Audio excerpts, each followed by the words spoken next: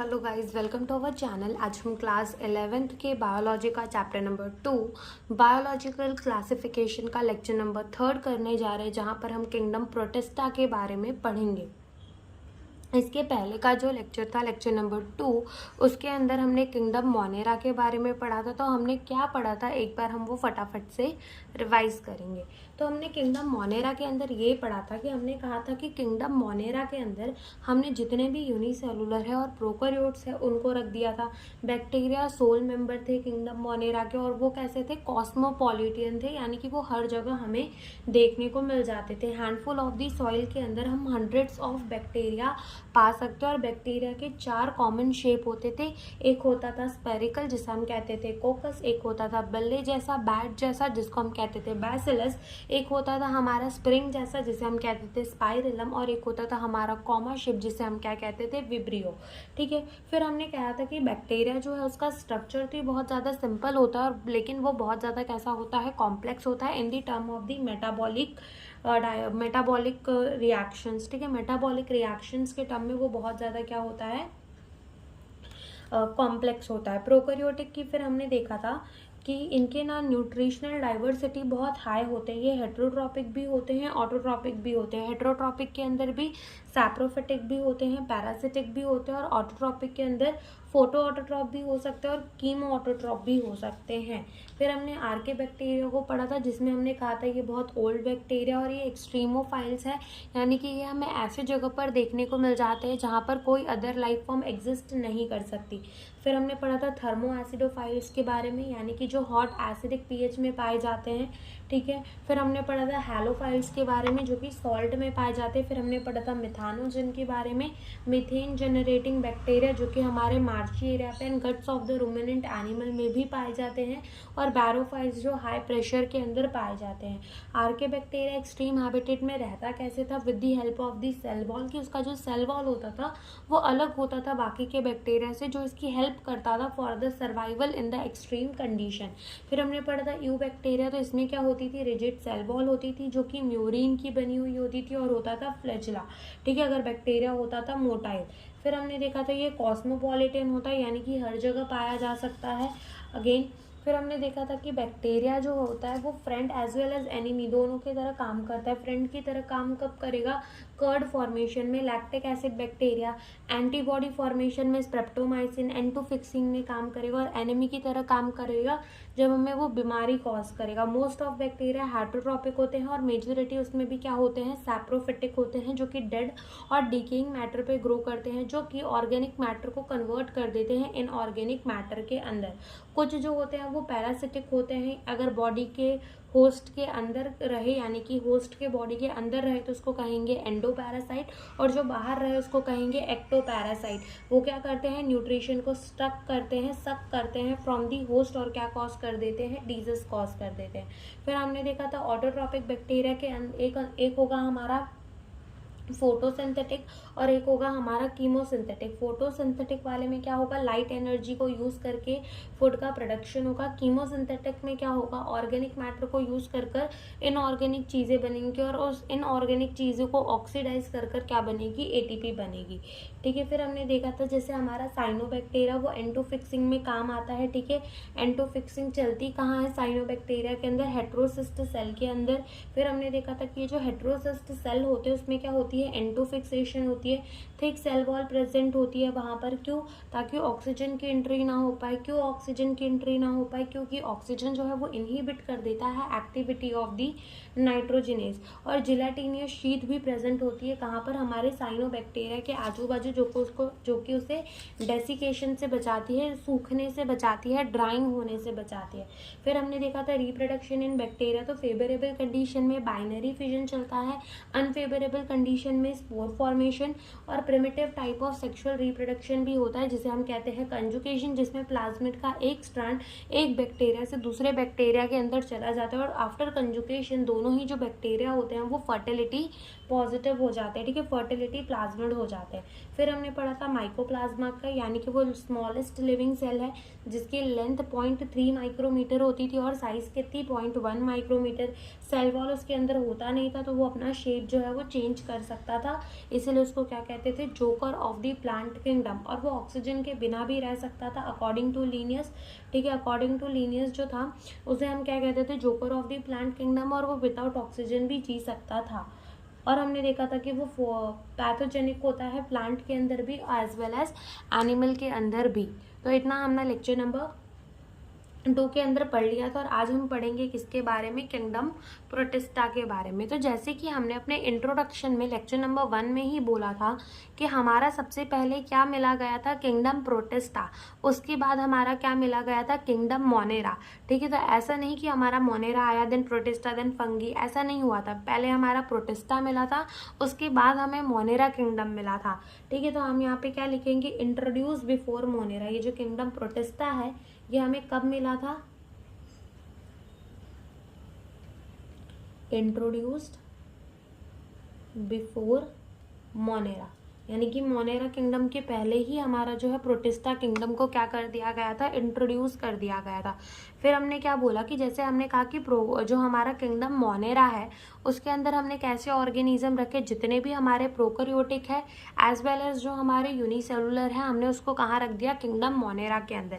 ऐसे ही kingdom protista के अंदर हमें कौन से ऑर्गेनिज्म रखे, जितने हमारे यूकैरियोटिक है और यूनिसेलुलर है, तो हमने उनको कहाँ रख दिया, किंगडम प्रोटिस्टा के अंदर। तो हम यहाँ लिखेंगे kingdom protista contain unicellular, eukaryotic organism, ठीक है। इसके अंदर हमें क्या देखने को मिलते हैं, यूनिसेलुलर यूकैरियोटिक ऑर्गेनिज्म देखने को मिलते हैं। कहाँ पर, किंगडम मोनेरा के, सॉरी किंगडम प्रोटिस्टा के अंदर। यूकैरियोटिक ऑर्गेनिज्म क्या होते हैं, जिसके पास वेल डिफाइंड न्यूक्लियस होती है और मेम्ब्रेन बाउंड ऑर्गेनल होती है, वेल डिफाइंड न्यूक्लियस होती है। वेरस प्रोकैरियोट्स के अंदर न्यूक्लियस हमें देखने को ही नहीं मिलती, ठीक है। और मेम्ब्रेन बाउंड ऑर्गेनल जैसे कि हमारा माइटोकॉन्ड्रिया हो गया, क्लोरोप्लास्ट हो गया, ठीक है, ये सारे हमें ऑर्गेनल भी नहीं देखने को मिलते किसके अंदर, प्रोकैरियोट्स के अंदर। वेरस यूकैरियोट के अंदर हमें मेम्ब्रेन बाउंड ऑर्गेनल भी देखने को मिलते हैं। तो हम यहाँ लिखेंगे वेल डिफाइंड न्यूक्लियस और मेम्ब्रेन बाउंड ऑर्गेनल, वो हमारे क्या होते हैं, यूकैरियोट होते हैं, ठीक है। वो हमारे क्या होते हैं, यूकैरियोट होते हैं, जिनके अंदर हमें well defined nucleus as well as membrane bound organelle देखने को मिलता है। फिर हमने देखना है कि किंगडम प्रोटिस्टा के अंदर autotrophic as well as heterotrophic organism, दोनों ही टाइप के ऑर्गेनिज्म जो है वो पाए जाते हैं, ठीक है। तो हम यहाँ पे लिखेंगे, यहाँ पर हमारे both autotrophic and heterotrophic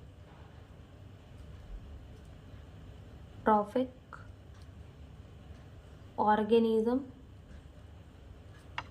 is found. तो यहाँ पर हमें autotrophic as well as heterotrophic organism दोनों ही देखने को मिलेंगे, यानी कि जो खुद का खाना खुद बना ले वो वाले ऑर्गेनिजम्स भी देखने को मिलेंगे, और जो खुद का खाना खुद ना बना पाए वो वाले भी ऑर्गेनिजम्स हमें यहाँ पर देखने को मिलेंगे। जब हम आगे पढ़ेंगे तो हम यहाँ पर पढ़ेंगे क्राइजोफाइट्स के बारे में, डाइनोफ्लिजनेट, यूक्लिनॉइड, स्लाइम, मोल्ड एंड प्रोटोजोअन। तो इसमें हमें पता चलेगा कि कौन ऑटोट्रॉपिक न्यूट्रिशन दिखाता है और कौन हमें हेटेरोट्रॉपिक न्यूट्रिशन दिखाता है, ठीक है। अब यहाँ पर क्या होता है, यहाँ पर जैसे कि अगर हम कहें तो यहाँ पर ना ये जो हमारा किंगडम प्रोटिस्टा है, तो इस किंगडम प्रोटिस्टा की जो बाउंड्रीज है वो वेल डिफाइंड नहीं है। इसका मतलब क्या कि देखो, किंगडम प्रोटिस्टा की बाउंड्री वेल डिफाइंड नहीं है, इसका मतलब ये कि जैसे कि यहाँ पर अगर हम देखें तो किंगडम प्रोटिस्टा के अंदर हमें ऑटोट्रॉपिक न्यूट्रिशन वाले और हेटेरोट्रॉपिक न्यूट्रिशन वाले दोनों ही देखने को मिल रहे हैं। साथ ही साथ हमें यहाँ पर ऐसे ऑर्गेनिजम्स भी देखने को मिलते हैं जिनके अंदर सेल वॉल प्रेजेंट होती है, और ऐसे ऑर्गेनिजम्स भी देखने को मिलते हैं जिनके अंदर सेल वॉल एब्सेंट होती है। सेल वॉल प्रेजेंट होना किसका फीचर है, प्लांट का। सेल वॉल एब्सेंट होना किसका फीचर है, एनिमल का। तो यहाँ पर हमें दोनों टाइप के ऑर्गेनिज्म देखने को मिल रहे हैं, इसलिए हम क्या कह देते हैं कि जो बाउंड्री है इस किंगडम की वो वेल डिफाइंड नहीं है। तो हम यहाँ पे लिखेंगे कि boundaries of this kingdom is not well defined, कि जो बाउंड्री है इस किंगडम की वो वेल डिफाइंड नहीं है, boundary of this kingdom is not well defined, क्योंकि यहाँ पर हमारा बोथ ऑर्गेनिज्म विथ और without cell wall is seen. ठीक है, तो हमने ये कह दिया कि जो बाउंड्री है इस किंगडम की वो वेल डिफाइंड नहीं है। क्यों? क्योंकि यहाँ पर हमें ऑर्गेनिज्म विथ और विदाउट सेल वॉल दोनों ही टाइप के ऑर्गेनिज्म जो है वो देखने को मिलते हैं। इधर पे भी यहाँ के भी ऑर्गेनिजम्स में सीलिया भी हो सकता है एंड फ्लैजिला भी हो सकता है, यानी कि कुछ भी हो सकता है, जो कि हम आगे देखेंगे कि कौन से ऑर्गेनिज्म पे क्या प्रेजेंट होता है, में सीलिया एंड फ्लैजिला प्रेजेंट। ठीक है, सीलिया एंड फ्लैजिला भी प्रेजेंट हो सकता है। और ये प्राइमरी क्या होते हैं? एक्वाटिक, यानी कि ज़्यादातर हमें कहाँ देखने को मिलेंगे? किंगडम प्रोटिस्टा के मेंबर पानी के अंदर। ठीक है,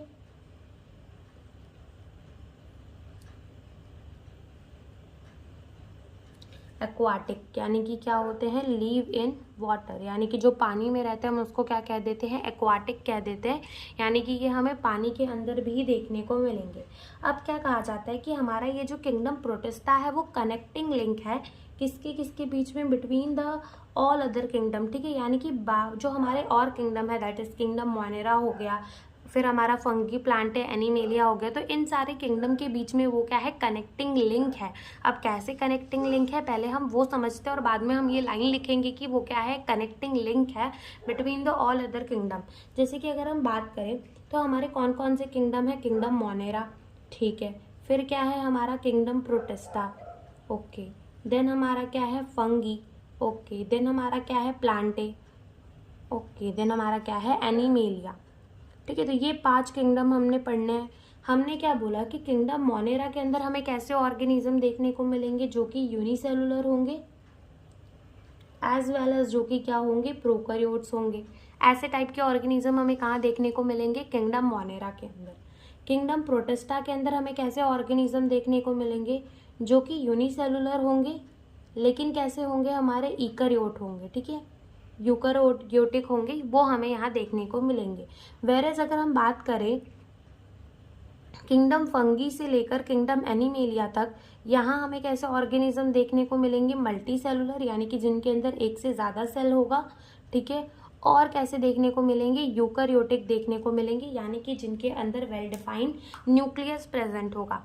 तो देखो यहाँ पर किंगडम मोनेरा और किंगडम प्रोटिस्टा के बीच में क्या चीज़ सेम आ रही है कि किंगडम मोनेरा के अंदर भी हमें यूनिसेलुलर ऑर्गेनिजम्स देखने को मिल रहे हैं और किंगडम प्रोटिस्टा के अंदर भी हमें यूनिसेलुलर ऑर्गेनिजम्स देखने को मिल रहे हैं। तो क्या ये दो चीज़ें यहाँ पर सेम हो गई कि दोनों के अंदर हमें क्या देखने को मिल रहे हैं? Unicellular organism. वेरेज अगर हम बात करें अपने किंगडम प्रोटिस्टा की और किंगडम फंगी प्लांटे एनिमेलिया की, तो इनके अंदर हमें क्या कॉमन देखने को मिल रहा है कि दोनों के अंदर ही हमें इकैरियोटिक सेल देखने को मिल रहे हैं, यानी कि ऐसे सेल्स जिनके अंदर क्या प्रेजेंट हो? वेल डिफाइंड न्यूक्लियस प्रेजेंट हो, मेम्ब्रेन बाउंड ऑर्गेनेल प्रेजेंट हो। तो देखो क्या हमारा किंगडम प्रोटिस्टा मोनेरा किंगडम से लिंक है? क्यों लिंक है? क्योंकि दोनों के अंदर यूनिसेलुलर ऑर्गेनिजम्स पाए जा रहे हैं। क्या हमारा kingdom protista fungi Plantae animalia से भी लिंक है? क्यों लिंक है? क्योंकि दोनों के अंदर इकैरियोटिक सेल पाए जा रहे हैं। इसीलिए हम कह देते हैं कि जो हमारा किंगडम प्रोटिस्टा है वो कनेक्टिंग लिंक है between the all other kingdom. तो हम यहाँ लिखेंगे it act as a connecting link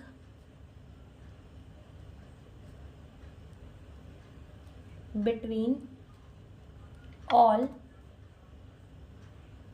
other kingdom। ठीक है, कनेक्टिंग लिंक की तरह काम करता है between the all other kingdom. फिर अगर अपन बात करें किंगडम जो हमारा प्रोटिस्टा है उसके अंदर रिप्रोडक्शन कैसे होती है, तो वो फिजन के थ्रू भी हो सकती है एंड सेक्सुअल रिप्रोडक्शन भी हो सकती है बाय द सेल फ्यूजन और दी गैमेट फॉर्मेशन। ठीक है, तो हम यहाँ पे लिख लेते हैं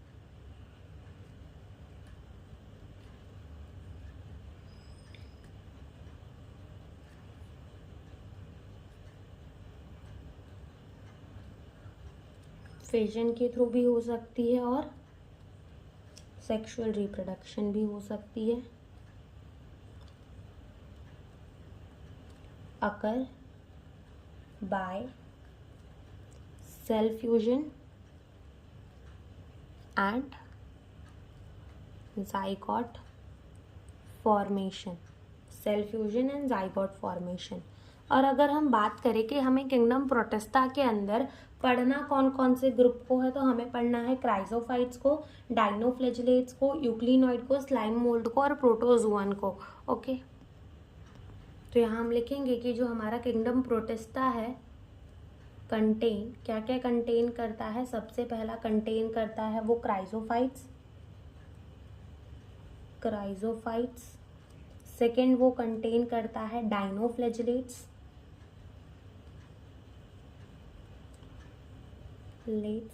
तीसरा वो कंटेन करता है यूक्लिनॉइड,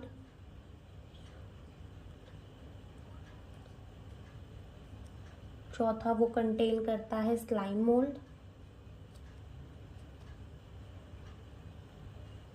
और पांचवा वो कंटेन करता है प्रोटोजुआ। ठीक है, तो ये 4 ग्रुप जो है वो हमें पढ़ना है किसके अंदर, अपने किंगडम प्रोटिस्टा के अंदर। क्राइजोफाइट्स को, डाइनोफ्लैजिलेट्स को, यूक्लिनॉइड्स को, स्लाइम मोल्ड्स को एंड प्रोटोजुअन को। तो इन 5 को हमें पढ़ना है। तो इनको पढ़ने से पहले हम एक चीज़ ये समझेंगे कि जब भी हम क्राइजोफाइट्स टू प्रोटोजुअन की तरफ बढ़ते हैं, यानी कि chrysophytes, dinoflagellate, then euglenoid, then slime mould and then protozoan.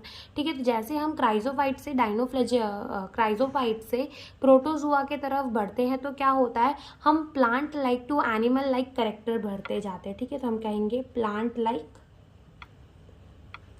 To animal like. ठीक है, तो हम plant like character to animal like character पढ़ते जाते हैं। जैसे कि अगर हम पूछे कि इन 5 में से सबसे ज़्यादा प्लांट लाइक कौन होगा, तो वो क्राइजोफाइट्स होगा। ठीक है, सबसे ज़्यादा एनिमल लाइक कौन होगा, तो प्रोटोजुअन होगा। बात करें अगर अपन क्राइजोफाइट्स के अंदर, तो सेल वॉल प्रेजेंट होती है, जो कि किसका फीचर है, प्लांट का। प्रोटोजुअन के अंदर बात करें, प्रोटोजुआ के अंदर तो सेल वॉल प्रेजेंट नहीं होती, जो कि किसका फीचर है, एनिमल का। डाइनोफ्लैजिलेट्स की बात करें, सेल वॉल प्रेजेंट होती है, जो कि एक प्लांट लाइक फीचर है। यूक्लिनॉइड के अंदर सेल वॉल की जगह एक प्रोटीन रिच लेयर प्रेजेंट होती है, जिसको कहते हैं पेलिकल। स्लाइम मोल्ड्स के अंदर सेल वॉल प्रेजेंट होती ही नहीं, और प्रोटोजुआ के अंदर भी सेल वॉल नहीं प्रेजेंट होती। तो क्या हम plant like to animal like character आए। सिमिलरली अगर अपन क्राइजोफाइट्स एंड डाइनोफ्लैजिलेट्स को देखें, तो इनमें होती है ऑटोट्रॉपिक न्यूट्रिशन, यानी कि खुद का खाना खुद बना लेते हैं। यूक्लिनॉइड के अंदर चलती है मिक्सोट्रोपिक न्यूट्रिशन, यानी कि ये खुद का खाना खुद भी बना सकता है, और साथ में ये हेट्रोट्रॉपिक भी होता है, यानी कि किसी और पे भी डिपेंड करता है, जो कि हम डिटेल में अभी पढ़ेंगे। और स्लाइम मोल्ड और प्रोटोजुआ जो होते हैं, वो तो खुद का खाना खुद नहीं बनाते, वो होते हैं हेट्रोट्रॉपिक। तो अगेन क्या हम plant like to animal like character आए, इसीलिए हम कहते हैं कि जब हम क्राइजोफाइट से प्रोटोजुआ की तरफ बढ़ते हैं, तो हम plant like to animal like character बढ़ते जाते हैं। ठीक है, तो अब सबसे पहले हम किससे स्टार्ट करेंगे, क्राइजोफाइट से।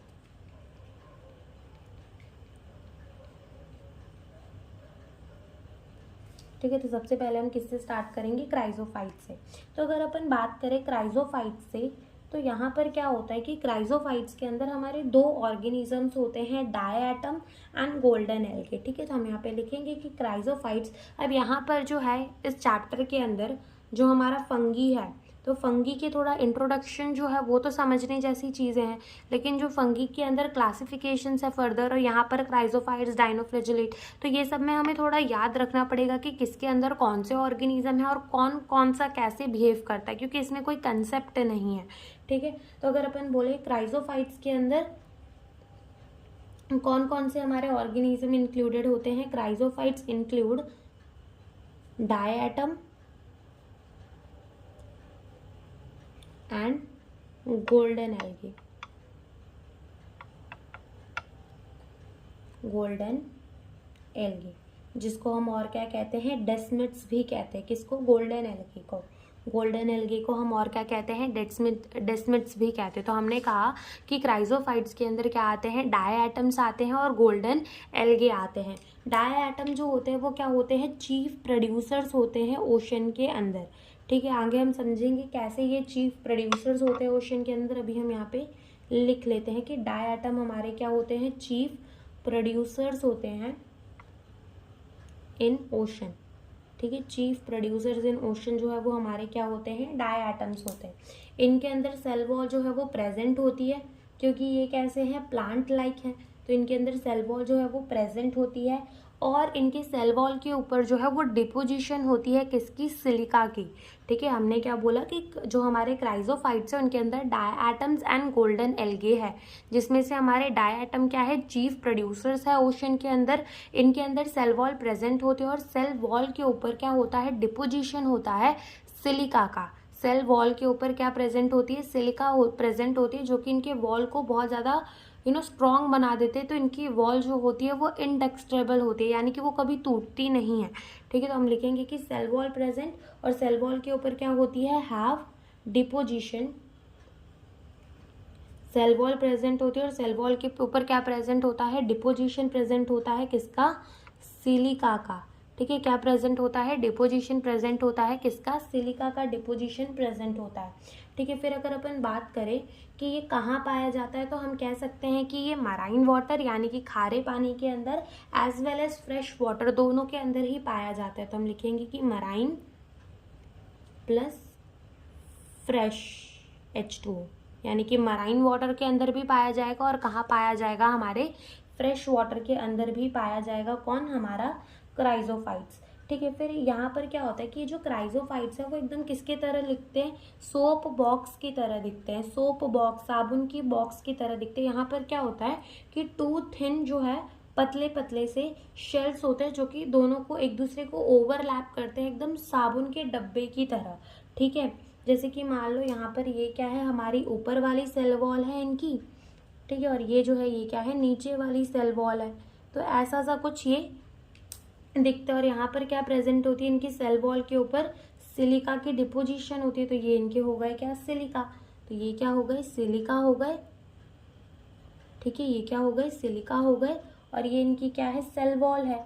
ठीक है, तो हम यहाँ पे लिखेंगे कि ये कैसे दिखते हैं, लुक लाइक सोप बॉक्स। ठीक है, किसकी तरह दिख रहे हैं, सोप बॉक्स की तरह दिख रहे हैं। ठीक है, ये सोप बॉक्स की तरह दिख रहे हैं। तो ये कैसे दिखते हैं, सोप बॉक्स की तरह दिखते हैं। ठीक है, कैसे, to thin overlapping.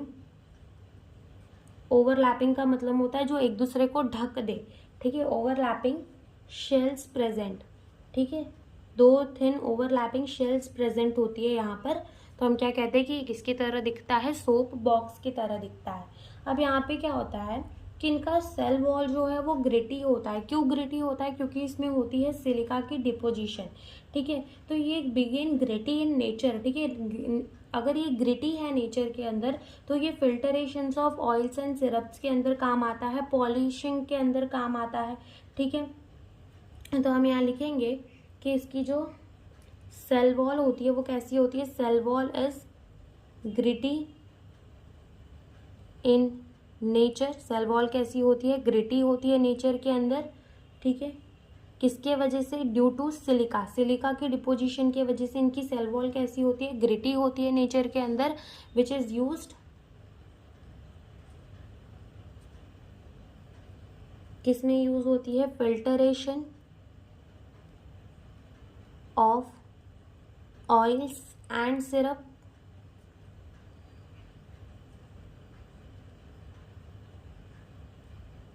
Filtration of oils and syrup and polishing, इन चीज़ों के अंदर ये काम आती है। ठीक है, फिर अगर हम देखें अपने क्राइजोफाइट्स के अंदर, तो हम एक बार बोलते हैं फिर से, हमने क्या पढ़ा, हमने कहा कि क्राइजोफाइट्स के अंदर कौन इंक्लूडेड है, हमारे diatom and golden algae. Diatom जो होते हैं वो हमारे क्या होते हैं, चीफ प्रोड्यूसर्स होते हैं ओशन के अंदर। और गोल्डन एल्गे को हम और क्या कहते हैं, डेस्मिड्स भी कहते हैं। यहाँ पर सेल वॉल प्रेजेंट होती है और सेल वॉल के ऊपर डिपोजिशन होती है सिलिका की। मराइन और फ्रेश वाटर दोनों में पाए जाते हैं। ये सोप बॉक्स की तरह दिखता है, जिसमें टू थिन ओवरलैपिंग शेल, एक दूसरे को ओवरलैप करते हुए शेल, थिन का मतलब क्या होते हैं, पतले पतले, वो प्रेजेंट होते हैं। सेल वॉल इनकी ग्रिटी होती है नेचर के अंदर। क्यों, क्योंकि सिलिका प्रेजेंट होता है, जो कि filtration of oils and syrups and polishing के अंदर काम आता है। अब क्या होता है कि यहाँ पर क्या प्रेजेंट होती है, हमने कहा कि इसके ऊपर क्या प्रेजेंट होती है, सिलिका, ठीक है। किसके ऊपर, सेल वॉल के ऊपर। तो सेल वॉल के ऊपर प्रेजेंट होती है सिलिका, जिसके वजह से जो डाई एटम के सेल वॉल्स होते हैं वो कैसे होते हैं, इंडेस्ट्रेबल होते हैं, यानी कि वो टूट नहीं सकते, ठीक है, टूट नहीं सकते। अब होता क्या है कि जब बिलियंस ऑफ ईयर हो जाते हैं तो जो हमारे डाई एटम मर चुके हुए होते हैं, डेड डाई एटम, वो क्या होते हैं, एक्यूमुलेट हो जाते हैं at the base of the ocean, यानी कि ओशन के एकदम नीचे जाके वो जम जाते हैं। जैसे कि अगर मान लो डाई एटम मर गया, ठीक है, वॉल तो उसकी कैसी है, टूट नहीं सकती, उसको कोई तोड़ नहीं सकता, ठीक है, और डाई एटम मर चुका है और उसकी सेल वॉल टूटने नहीं वाली, तो वो सेल वॉल जो है वो कहाँ चली जाती है, ओशन के एकदम नीचे तले पर जमा हो जाती है, यानी कि एक्यूमुलेट हो जाती है at the base of the ocean, ठीक है। अब यहाँ पर क्या होता है, जब वो एक्यूमुलेट होती है ओशन के बेस में, तो हम उसको क्या कहते हैं, डाई एटमस अर्थ कहते हैं। क्या कहते हैं, डाई एटमस अर्थ कहते हैं, जो कि हमारे फिल्टरेशन एंड ये पॉलिशिंग वगैरह में काम आती है। तो कैसे काम आती है, हम यहाँ पे लिखते हैं, due to silica deposition cell wall of diatom become indestructible for billions of years.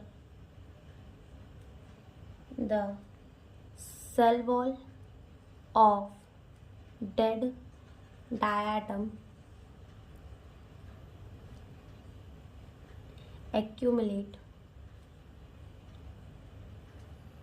at the base of ocean, ठीक है, कहाँ एक्यूमुलेट हो जाता है, at the base of the ocean. जैसे कि मान लो कि ये हमारा क्या है, ओशन है, ठीक है, ये हमारे क्या है, ओशन है, ऐसे मान लो कि ये हमारा क्या है, ओशन है, ठीक है, ये हमारा क्या है, ओशन है। अब मान लो कि ये तो हमारा ओशन है, अब यहाँ पर कोई डाई एटम होगा, वो क्या हो गया होगा, मर गया होगा, या फिर हम इसको गोल बना देते थोड़ा सा, ठीक है। मान लो ये कोई डाई एटम है जो कि मर चुका है और इसकी वॉल कैसी है, इंडेस्ट्रेबल है, यानी कि टूट नहीं सकती। तो अब जब ये मर चुका है तो ये कहाँ चला जाएगा, ओशन के एकदम नीचे चला जाएगा, और जब ओशन के नीचे चला जाएगा तो यहाँ पर ये क्या हो जाएगा, एक्यूमुलेट कर जाएगा। ऐसे एक दो नहीं, बहुत सारे होंगे जो कि मर चुके होंगे, और ये जाकर क्या हो जाएंगे, एक्यूमुलेट हो जाएंगे at the base of the ocean, और यही हमारे क्या बना देंगे, डाई एटमस अर्थ बना देंगे। तो हम यहाँ लिखेंगे कि ये हमारा क्या बन चुका है, डाई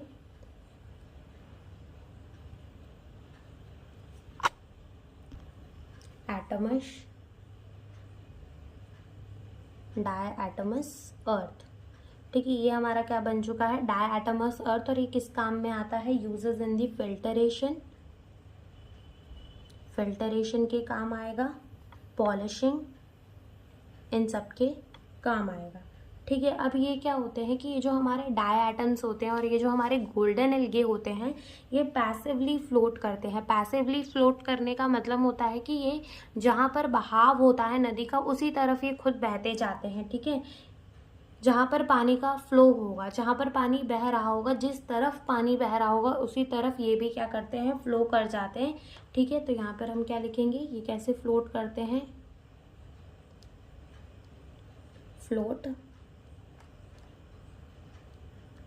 पैसिवली फ्लोट करते हैं,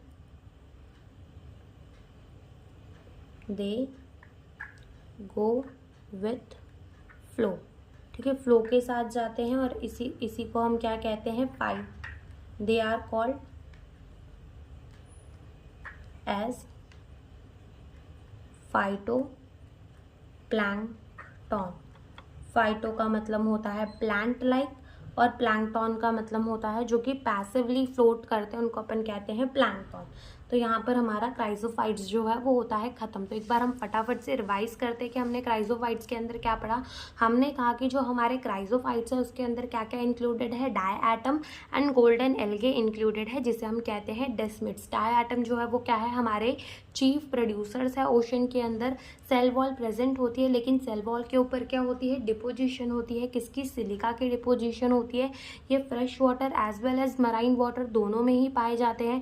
ठीक है, एक सोप बॉक्स की तरह, साबुन के डब्बे की तरह दिखते हैं, जिसमें क्या होती है, दो पतली पतली सी ओवरलैपिंग शेल्स होती है। सेल वॉल कैसी होती है, ग्रिटी होती है नेचर के अंदर। क्यों, क्योंकि उस पर सिलिका की डिपोजिशन होती है, जो कि filtrations of oils and syrup and polishing के अंदर काम आती है। सिलिका की डिपोजिशन की वजह से सेल वॉल जो है वो बहुत ज़्यादा स्ट्रांग हो जाती है, टूट नहीं पाती, जिसकी वजह से क्या होता है कि जब डाई एटम मर जाता है तो जो उसका सेल वॉल है वो कहाँ जाकर एक्यूमुलेट हो जाता है, at the base of the ocean. और जब ये बिलियंस ऑफ द ईयर तक चलता है तो हम उसको क्या कहते हैं कि डाई एटमस अर्थ की हो चुकी है फॉर्मेशन, जो कि फिल्टरेशन एंड पॉलिशिंग के अंदर काम आएगा। ये पैसिवली फ्लोट करते हैं, यानी कि जहाँ पर फ्लो जाता है यहाँ पर वो चले जाते हैं, और इनको अपन क्या कहते हैं, फाइटोप्लैंक्टन भी कहते हैं। तो ये है हमारा क्राइजोफाइट्स। अब हम पढ़ेंगे डायनोफ्लैजिलेट्स को। तो अब हम पढ़ेंगे डायनोफ्लैजिलेट्स को। ठीक है, अब अगर अपन इसके नाम में ही चले, डायनोफ्लैजिलेट्स। ठीक है, तो डाई का मतलब क्या होता है, दो। ठीक है, डाई का मतलब क्या होता है, टू। और फ्लैजिलेट का मतलब क्या होता है, फ्लैजिलेट से क्या समझ में आ रहा है कि उसके पास फ्लैजिला प्रेजेंट होगा। ठीक है, तो हम यहाँ पे क्या लिखेंगे, फ्लैजिला। तो कितने फ्लैजिला इसके पास प्रेजेंट होंगे, दो फ्लैजिला। तो इससे हमें ये समझ में आ गया कि इसके अंदर हमें कितने फ्लैजिलास देखने को मिलेंगे, दो फ्लैजिला देखने को मिलेंगे। तो हम इसको क्या कह देते हैं, डायनोफ्लैजिलेट्स कहते हैं। तो इससे पहले तो हम ये देख लेते हैं कि ये हमारे क्या होते हैं, मोस्टली फोटोसिंथेटिक होते हैं। ठीक है, मोस्टली कैसे होते हैं, फोटोसिंथेटिक होते हैं। ओके, और इनके पास क्या प्रेजेंट होती है, जैसे हमने क्राइजोफाइट्स के अंदर देखा था कि उनके सेल वॉल के ऊपर डिपोजिशन होती है सिलिका की, वैसे ही अगर अपन यहाँ देखें तो इनके सेल वॉल किसके बने हुए होते हैं, स्टिफ सेलुलोज की प्लेट से बने होते हैं। ठीक है, तो हम यहाँ पे लिखेंगे कि इनके सेल वॉल कैसे बने हुए होते हैं, स्टिफ सेल्यूलोसिक सेल वॉल। ठीक है, इनके कैसे सेल वॉल होते हैं, स्टिफ सेलुलोज के सेल वॉल होते हैं, stiff cellulosic cell wall is present. ठीक है, एकदम स्टिफ। ये स्टिफ का मतलब होता है कड़क, एकदम कड़क। ठीक है, स्टिफ। और सेलुलोसिक यानी कि सेलुलोज के बने हुए सेल वॉल जो है इनके पास प्रेजेंट होते हैं। स्टिफ सेलुलोसिक सेल वॉल जो है ये प्रेजेंट होते हैं। अब जैसे अगर मान लो तुम कि ये जो है वो क्या है, ये एक उसका सेलुलोसिक सेल वॉल है नीचे वाला। ओके, तो ये हम क्या मान लेते हैं कि ये इसके क्या है, सेलुलोसिक प्लेट है, सेल्यूलोसिक प्लेट। ठीक है, ये इसके क्या है, स्टिफ सेलुलोज की प्लेट है। अब क्या होता है कि एक फ्लैजिला जो है वो कुछ ऐसे निकलता है और दूसरा फ्लैजिला जो है वो कुछ ऐसे निकलता है। ठीक है, तो ये वाला जो फ्लैजिला होता है हम इसको क्या कहते हैं, लॉन्गिट्यूडिनल फ्लैजिला। क्या कहते हैं, लॉन्गिट्यूडिनल फ्लैजिला। इसको अब क्यों हम लॉन्गिट्यूडिनल फ्लैजिला कहते हैं, क्योंकि देखो ये एकदम ऐसे लॉन्गिट्यूड होकर निकला है, तो हम इसको क्या कह देते हैं, लॉन्गिट्यूडिनल फ्लैजिला। और हम इसको क्या कह देते हैं, ट्रांसवर्स फ्लैजिला, ट्रांसवर्स फ्लैजिला। ठीक है, ये एकदम ट्रांसवर्स से निकला हुआ है, बीच में से निकला हुआ है, तो इसको क्या कह देते हैं, ट्रांसवर्स फ्लैजिला कह देते हैं। और इसको हम क्या कह देते हैं, लॉन्गिट्यूडिनल फ्लैजिला कह देते हैं। अब होता क्या है कि ये तो सेलुलोज की प्लेट है। ठीक है, ये सेलुलोसिक प्लेट है डायनोफ्लैजिलेट्स की, और ये इसका लॉन्गिट्यूडिनल फ्लैजिला और इसका ट्रांसवर्स फ्लैजिला। ठीक है, दो फ्लैजिला देखने को मिल रहे हैं, एक लॉन्गिट्यूडिनल फ्लैजिला हो गया और एक ट्रांसवर्स फ्लैजिला हो गया। ठीक है, ये जो बीच में ये जो जगह प्रेजेंट है इसको अपन क्या कहते हैं, ग्रूव कहते हैं। ग्रूव, या ग्रूव का मतलब होता है गड्ढा बिटवीन द टू प्लेट। तो हम यहाँ लिख लेते हैं, ये क्या है हमारा, ग्रूव बिटवीन प्लेट्स। ठीक है, ये क्या है हमारा, ग्रूव्स है बिटवीन द प्लेट्स। ठीक है, तो ये हमारा क्या है, groove between the plate.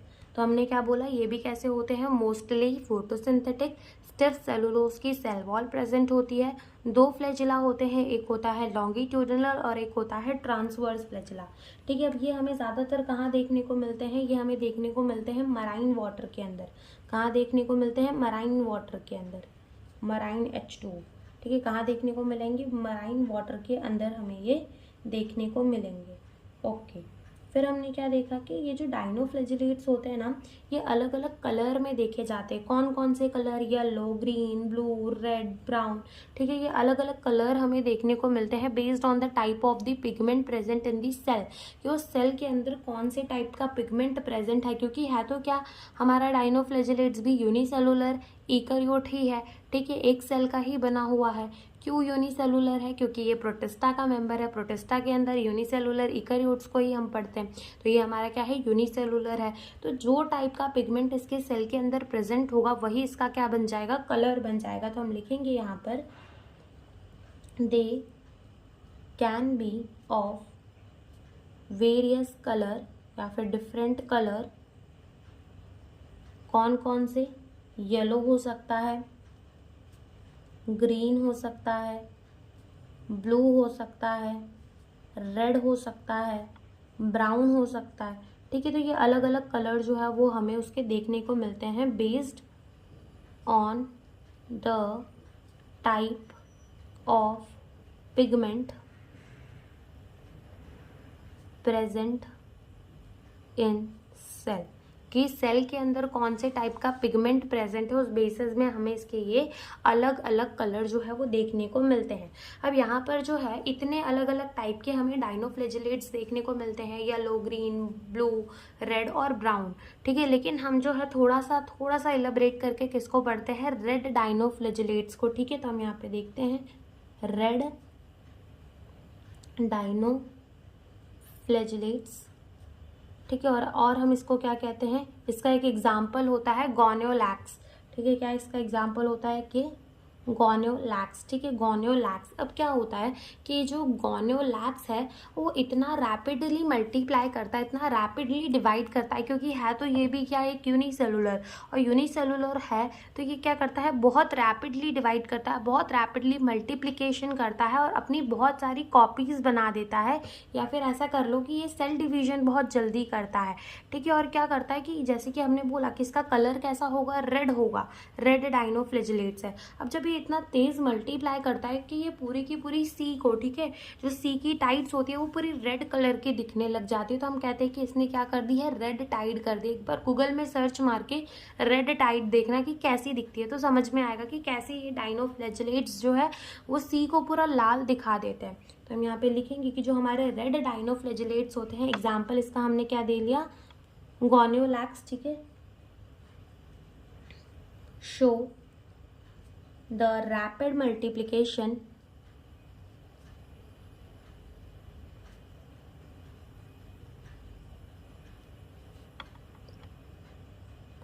and make the sea red tide look red। ठीक है, कि जो सी है, जो टाइड है वो पूरी कैसे दिखने लगती है, रेड दिखने लग जाती है, तो हम कहते हैं कि रेड टाइड बनी है। ये हमारा होता है किसमें, रेड डाइनोफ्लैजिलेट्स के अंदर, गोनियोलैक्स के अंदर। अब होता क्या है कि ये जो गोनियोलैक्स है वो एक टॉक्सिन रिलीज करता है, और वो जो टॉक्सिन है एक हार्मफुल सब्सटेंस रिलीज करता है, जो कि जो हमारे फिश है, नियर बाय जितने एक्वाटिक एनिमल हैं जैसे कि फिश हो गया और अदर ऑर्गेनिज्म, इनको मार देता है। ठीक है, तो हम क्या लिखेंगे कि ये जो हमारा गोनियोलैक्स है ये क्या सिक्रीट करता है, सिक्रीट टॉक्सिन। ठीक है, कौन सी टॉक्सिन सिक्रीट करता है, साजिटॉक्सिन। ठीक है, जो कि क्या करता है, kill nearby fishes and other organism.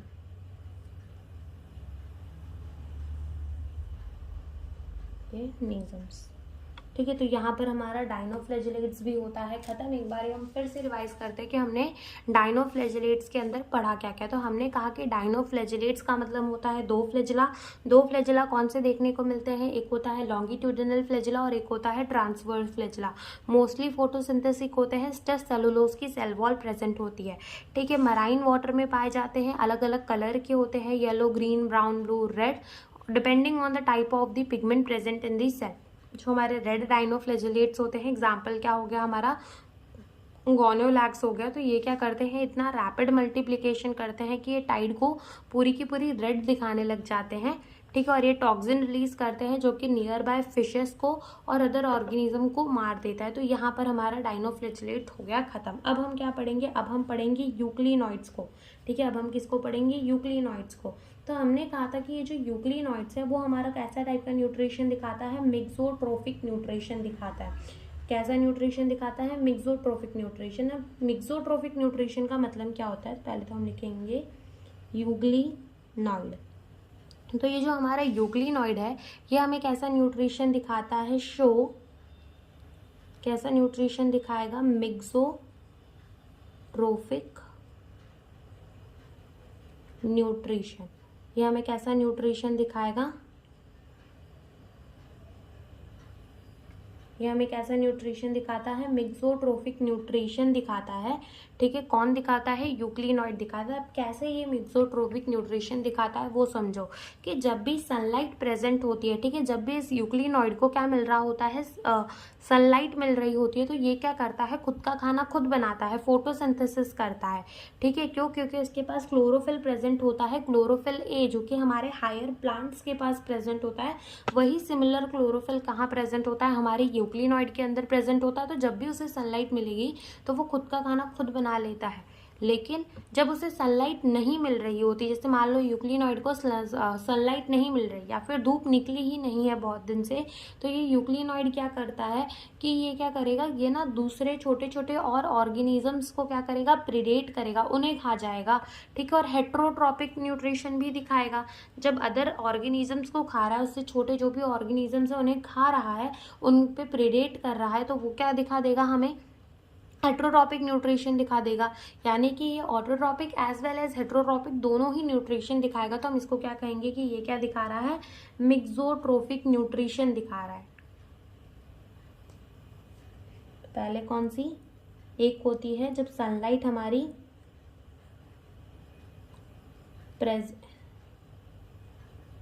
Present होती है, और एक होता है हमारी जब सनलाइट एब्सेंट होती है। जब सनलाइट प्रेजेंट होती है तो क्या होता है, बिहेव लाइक प्लांट, प्लांट की तरह बिहेव करता है, ठीक है। और इसके पास क्या प्रेजेंट होता है, क्लोरोफिल ए प्रेजेंट होता है, ठीक है, प्लांट की तरह। लेकिन जब सनलाइट एब्सेंट होती है तो ये किसकी तरह बिहेव करता है, बिहेव लाइक एनिमल, एनिमल की तरह बिहेव करता है, ठीक है। अब क्या होता है कि जैसे हमने पढ़ा कि हमारे क्राइजोफाइट्स के अंदर जो सेल वॉल थी उसमें क्या थी, सिलिका की डिपोजिशन थी। जो हमारे डाइनोफ्लैजेलेट्स है उनके अंदर कैसी सेल वॉल थी, स्टफ सेलुलोज की सेल वॉल थी।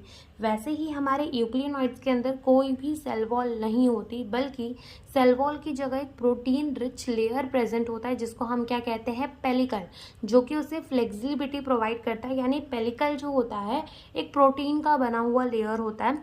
तो पेलिकल की वजह से जो यूक्लिनॉइड है वो लचीला होता है, एकदम फ्लेक्सिबल होता है, ठीक है। तो ये भी हम लिखेंगे, instead of cell wall a protein rich layer called pellicle is present, ठीक है। और पेलिकल क्या करता है, प्रोवाइड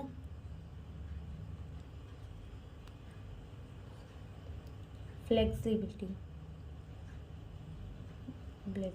ठीक है। और ये कहाँ पाया जाता है, ये हमारे फ्रेश वाटर के अंदर पाया जाता है, एज वेल एज स्टेग्नेंट वाटर के अंदर पाया जाता है। यानी कि ऐसा पानी जो कि एक जगह पर थमा हुआ हो, रुका हुआ हो, जैसे कि बाल्टी के अंदर अगर एक तुम पानी भर के रख दो तो वहाँ पर हमारा क्या पाया जाएगा, यूक्लिनॉइड, क्योंकि वो बाल्टी के अंदर जो भरा हुआ पानी है वो कैसा है, थमा हुआ पानी है, जगह पर रुका हुआ पानी है, ठीक है। तो हम यहाँ पे लिखेंगे, इसका मतलब होता है नॉन मूविंग।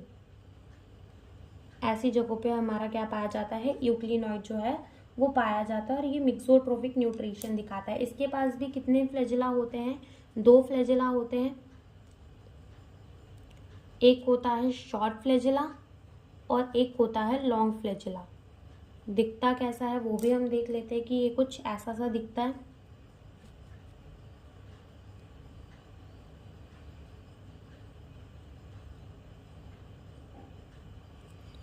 यहाँ पर एक फ्लैजिला कुछ ऐसा और दूसरा फ्लैजिला कुछ ऐसा। ठीक है, तो ये इसका क्या है, न्यूक्लियस। ये क्या है इसका लॉन्ग फ्लैजिला। ये इसका क्या है, शॉर्ट फ्लैजिला। और ये क्या है इसका पेलिकल, जो कि कैसा है, प्रोटीन का एक लेयर है पेलिकल। ठीक है, तो ये हमारा क्या हो गया, ये हमारा हो गया यूक्लिनॉइड। अब यहाँ पर हमारा यूक्लिनॉइड के अंदर एक एग्जाम्पल दिया हुआ है यूग्लिना। ठीक है, तो वो तो हमें याद करने की भी ज़रूरत नहीं पड़ेगी। इसके बाद बचता है हमारा स्लाइम मोल्ड एंड प्रोटोजोआ, जो कि हम नेक्स्ट लेक्चर में पढ़ेंगे। Thank you for watching the video. अब हम पढ़ते हैं स्लाइम मोल्ड्स के बारे में। तो अगर अपन बात करें स्लाइम मोल्ड के बारे में, तो ये ना एकदम फंगी जैसा ही होता है। ठीक है, क्यों फंगी जैसा होता है, क्योंकि ये सैप्रोफिटिक होता है। सैप्रोफिटिक का मतलब क्या होता है कि सैप्रोफिटिक का मतलब वो होता है जो कि डेड और डीकेइंग मैटर यानी कि मरे और सड़ी चीज़ों पर ग्रो करते हैं, हम उसको क्या कहते हैं, वो सैप्रोफिटिक है। तो ये एकदम फंगी जैसा ही होता है, क्योंकि ये भी कैसा होता है, सैप्रोफिटिक होता है, यानी कि ये भी डेड और डिकेइंग मैटर पे ही ग्रो करता है। ठीक है, तो हम लिखेंगे कि ये कैसा होता है, हमारा फंगी लाइक होता है, फंगी लाइक होता है। ठीक है, क्यों, क्योंकि ये होता है हमारा सैप्रोफिटिक। सैप्रोफिटिक का मतलब होता है कहाँ ग्रो करना, grow on dead and decaying. Dead का मतलब मरा हुआ एंड डिकेइंग का मतलब जो सड़ रहा हो। कहाँ ग्रो करता है, डेड एंड डिकेइंग मैटर के अंदर ग्रो करता है। ठीक है, और यहाँ पर डेड और डिकेइंग मैटर क्या हो जाते हैं, अपने डिकेइंग लीव्स हो गए पेड़ की। ठीक है, जो पेड़ की टहनियाँ हो गई। ठीक है, और पेड़ के क्या हो गए, पत्ते हो गए। तो वो पेड़ के यानी कि पेड़ के टहनी और पेड़ के पत्तों के ऊपर जो मर जाते हैं या फिर जो सड़ रहे होते हैं, तो वहाँ पर कौन ग्रो करता है, स्लाइम मोल्ड ग्रो करता है।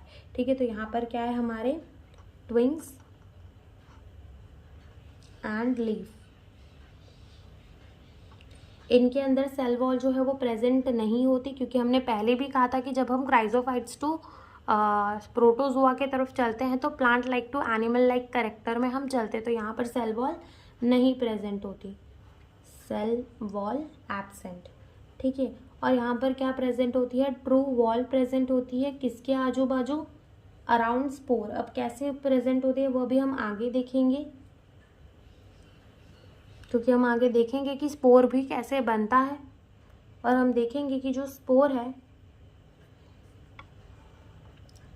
उसमें ट्रू वॉल जो है वो होती क्या है, वो भी हम देखेंगे। और जैसे कि हमने देखा था कि जो हमारा क्राइजोफाइट्स था वो कहाँ पाया जा रहा था, हमारे फ्रेश वाटर मराइन वाटर दोनों के अंदर। डाइनोफ्लैजिलेट्स कहाँ पाए जा रहे थे, मराइन वाटर के अंदर।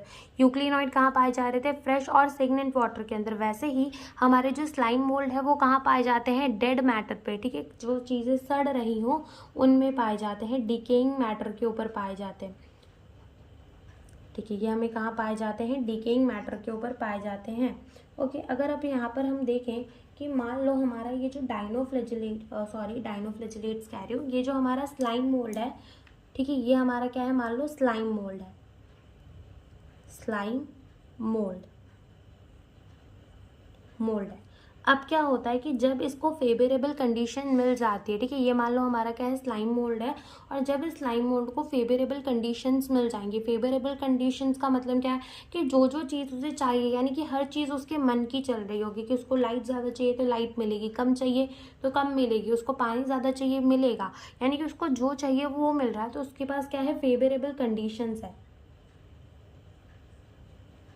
तो इसको क्या मिलेंगी, जब फेवरेबल कंडीशंस मिलेगी तो ये जो स्लाइम मोल्ड्स है ये क्या कर जाएंगे, एग्रीगेट कर जाएंगे। एग्रीगेट का मतलब होता है कि किसी चीज़ को जमा करना, किसी चीज़ को जोड़ना। ठीक है, तो यहाँ पर ये स्लाइम मोल्ड भी क्या करते हैं, एग्रीगेट हो जाते हैं। स्लाइम मोल्ड भी क्या हो जाते हैं, एग्रीगेट हो जाते हैं। तो जैसे ये मान लो स्लाइम मोल्ड क्या हो गए हैं, एग्रीगेट हो चुके हैं। ठीक है, तो हम यहाँ पे लिखेंगे कि यहाँ पर क्या हुआ है, स्लाइम मोल्ड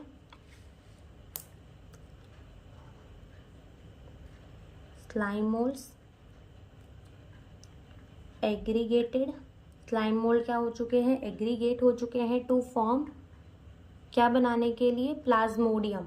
और जब ये एग्रीगेट हो जाते हैं तो ये हमारे क्या बनाते हैं प्लाज्मोडियम। तो जब हमारे स्लाइम मोल्ड्स जो है वो एग्रीगेट करते हैं तो वो हमारे क्या बनाते हैं, प्लाज्मोडियम। यानी कि जब भी हमारे स्लाइम मोल्ड्स जुड़ते हैं तो वो क्या बनाते हैं, प्लाज्मोडियम बनाते हैं। अब ये जो प्लाज्मोडियम है वो ना सेवरल फीट तक ग्रो कर सकता है, ठीक है, सेवरल फीट्स तक ग्रो कर सकता है। तो यहाँ पर हम लिखेंगे कि ये क्या करता है, grow up to several feet, ठीक है, सेवरल फीट्स तक ग्रो कर सकता है कौन, हमारा प्लाज्मोडियम।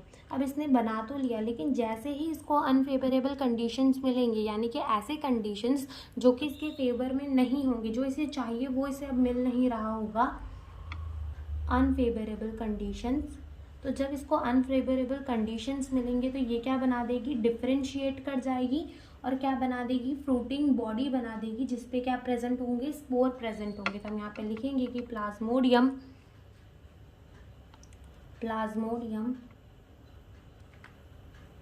डिफरेंशिएट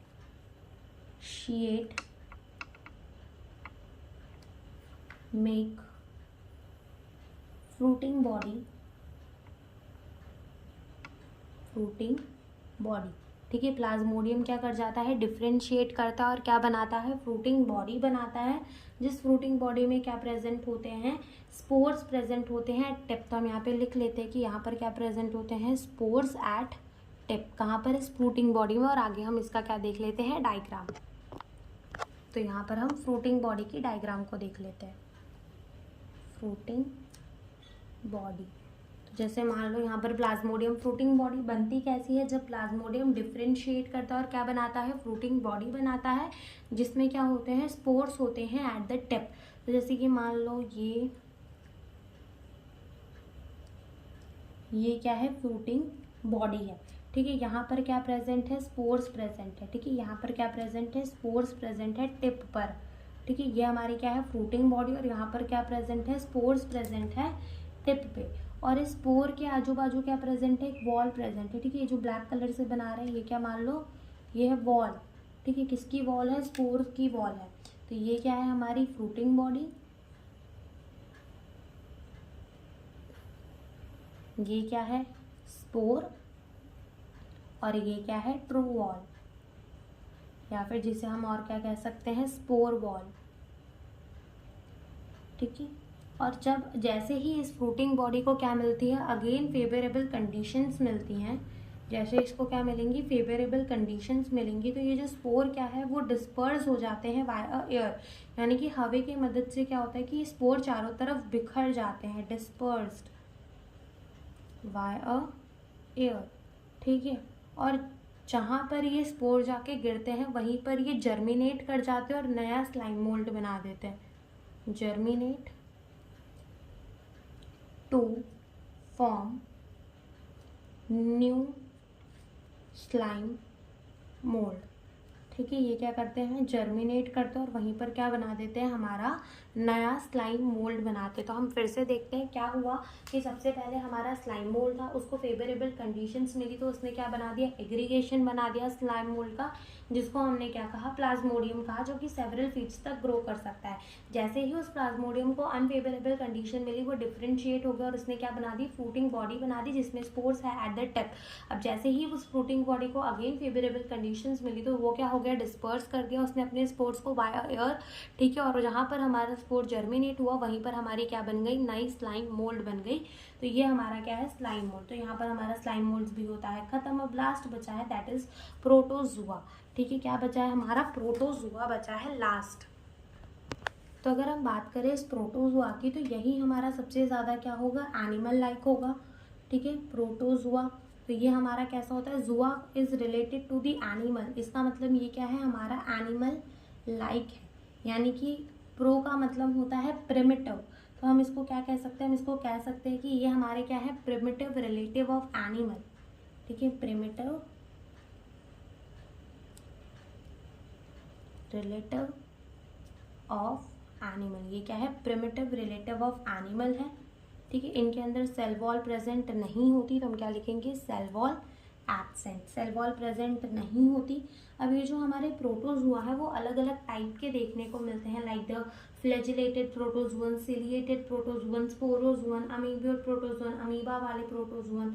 ठीक है, तो यहाँ पर हम सारे प्रोटोजोअन्स को एक बार पढ़ लेते हैं। सबसे पहला हम पढ़ेंगे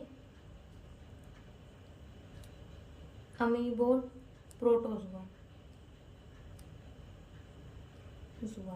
ठीक है, सबसे पहले अगर अपन देखें तो यहाँ पर ये मूव कैसे करता है, ये मूव करता है by making the false feet. ठीक है, सूडोपोडिया, तो हम यहाँ पे लिखेंगे it move by making the false feet. ठीक है, कैसे मूव करता है, by making the false feet.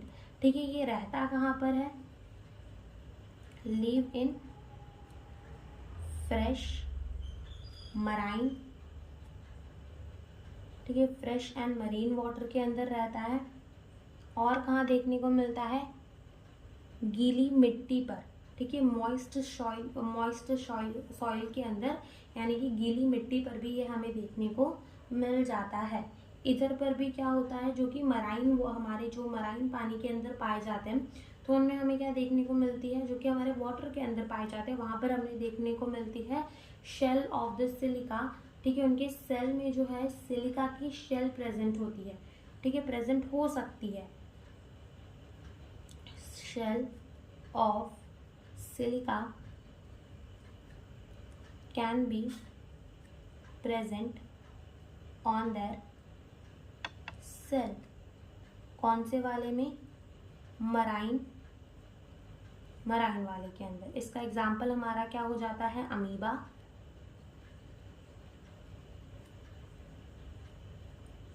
Ant amoeba. ठीक है, तो ये हमारे क्या होगा। इसके बाद जो हमें है पढ़ने, वो कौन से हैं हमारे, वो है हमारे फ्लैजिलेटेड प्रोटोजोअन। तो जैसे इसके नाम में ही आ रहा है फ्लैजिलेटेड प्रोटोजोअन, इसका मतलब इसके अंदर क्या होगा, इसके अंदर प्रेजेंट होंगे फ्लैजिला। तो हम पहले यही लाइन लिखेंगे कि इसके अंदर हमारा क्या प्रेजेंट होगा, फ्लैजिला प्रेजेंट होगा। अब ये जो है वो फ्री लिविंग भी हो सकता है और पैरासिटिक भी हो सकता है। तो ये हमारा क्या हो सकता है, they can be free living भी हो सकता है, एज वेल एज ये पैरासिटिक भी हो सकता है, ओके। और इसका एक एग्जाम्पल हमें दिया हुआ है किसका, ट्राइपैनोसोमा का, जो कि क्या करता है, स्लीपिंग सिकनेस कर देता है।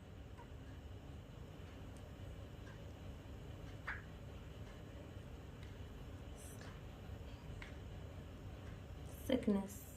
ठीक है, फिर उसके बाद जो हमें पढ़ना है वो कौन सा पढ़ना है, सिलिएटेड प्रोटोजोअन।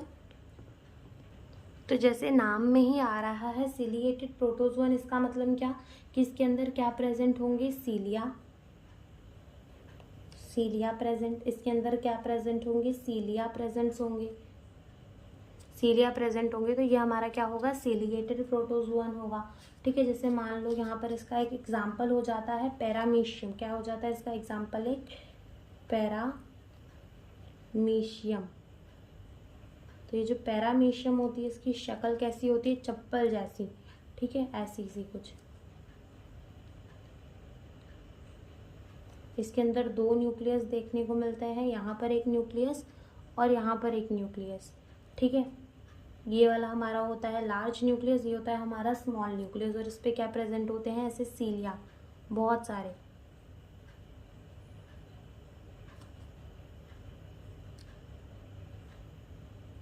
ऐसे बहुत सारे क्या प्रेजेंट होते हैं, सीलिया प्रेजेंट होते हैं। फिर हमारा लास्ट बचता है, दैट इज स्पोरोजोअन। ठीक है, ये स्पोरोजोअन्स जो होते हैं, इन पे क्या होती है, स्पोर लाइक इन्फेक्शियस स्टेज होती है इनके अंदर। लिखेंगे spore like infectious stages seen, spore like infectious stage देखने को मिलती है। ठीक है, और सबसे ज़्यादा जो है यहाँ पर क्या होता है हमारा प्लाज्मोडियम। ठीक है, क्या होता है हमारा प्लाज्मोडियम, जो कि मलेरिया कॉज करता है।